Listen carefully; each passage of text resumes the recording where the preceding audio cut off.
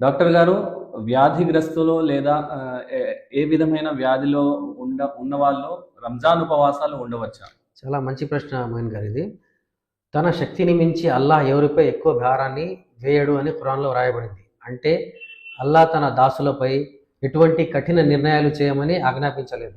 కావున రంజాన్ ఉపవాసాలు కూడా కొందరికి మినహాయించబడ్డాయి. ఖురాన్లో వ్యాధిగ్రస్తులు, ప్రయాణంలో ఉన్నవారు, మతి స్థిమితం లేనివారు రంజాన్ ఉపవాసాలు పాటించరాదని సూర్య బకరాలో వ్రాయబడింది. మెడికల్ సైన్స్ ఈ మధ్య కాలంలో బాగా అభివృద్ధి చెందుతుంది కాబట్టి కొన్ని రకాల వ్యాధులు ఉన్నవారు వాటి స్థితిగతుల గురించి ఆలోచించి ప్రపంచవ్యాప్తంగా ఉన్న వైజ్ఞానికులు, డాక్టర్లు, ముఫ్తీలు కొన్ని రకాల వ్యాధులు ఉన్నవారు రంజాన్ ఉపవాసాలు ఉండరాదని సూచించారు. బాగా అనుభవం ఉన్న డాక్టర్ల అభిప్రాయం ప్రకారం ఉపవాసం ఉంటే ఎవరికి ప్రాణాపాయ అవస్థ వస్తుందో, వ్యాధి ఎక్కువ అవుతుందో, త్వరగా నయం కాదో, లేదా వ్యాధి ఒక స్టేజ్ నుంచి ఇంకో స్టేజ్లోకి మారుతుందో అటువంటి వారు రంజాన్ ఉపవాసాలు పాటించరాదని చెప్తున్నారు.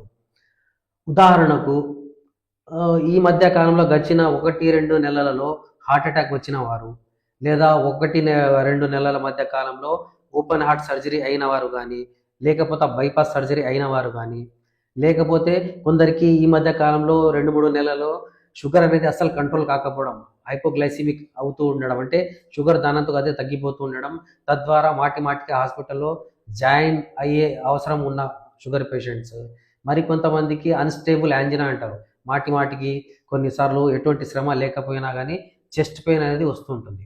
అటువంటి పేషెంట్స్, మరి ప్రెగ్నెంట్ లేడీస్ ఉన్నారు. ప్రెగ్నెంట్ లేడీస్ ముఖ్యంగా ఈ ఆఖరి 7, 8, 9 నెలలు, అంటే దీన్ని ట్రిమిస్టర్, థర్డ్ ట్రిమిస్టర్ అంటారు.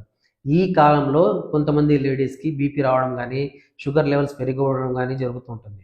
అటువంటి వారు, లేదా క్రానిక్ కిడ్నీ డిసీజ్ ఉన్నవారు, వీరికి వారానికి 2 లేదా 3 సార్లు డయాలసిస్ చేయాల్సిన అవసరం ఉంటుంది. అటువంటి వారు, ఇంకా పాలిచ్చే తల్లిదండ్రులు, చిన్నపిల్లలకు పాలు ఇవ్వడానికి తల్లికి చాలా శక్తి అవసరం ఉంటుంది. అటువంటి తల్లులకు, లేకపోతే బిడ్డ పుట్టిన తర్వాత జరిగే బహిష్టులో ఉన్నవారు, శరీరంలో ఎక్కువగా శక్తి లేనివారు, ముసలివారు, మందులపై ఆధారపడి జీవించేవారు, వృద్ధాప్యం వల్ల విశ్రాంతి తీసుకుంటున్నవారు, మూర్ఛ వ్యాధి కలిగిన వారు, మతి స్థిమితం లేనివారు, మెన్సెస్లో ఉన్నవారు, ఇంకా ప్రయాణంలో ఉన్నవారికి కూడా కొద్దిగా వెసులుబాటు కల్పించారు. ప్రయాణంలో ఉన్నవారు కొద్దిగా ముఫ్తీల సలహా తీసుకోవాల్సిన అవసరం ఉంటుంది.